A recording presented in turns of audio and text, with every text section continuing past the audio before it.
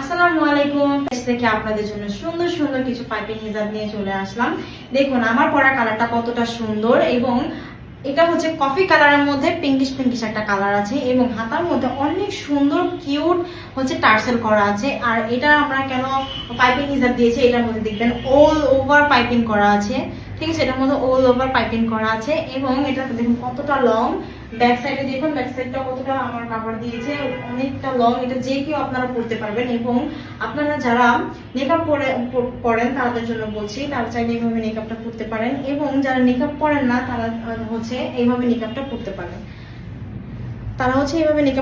পারেন। এটা আপনি হচ্ছে বোরখার সাথে এবং থ্রি পিসের সাথে পরতে পারেন।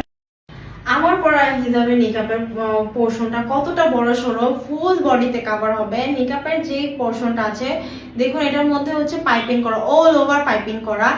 আপনাদের যাদের আমার পরার এই হিজাবটা আপনাদের পছন্দ হয়েছে, আমাদের পেজে দ্রুত ইনবক্স করুন।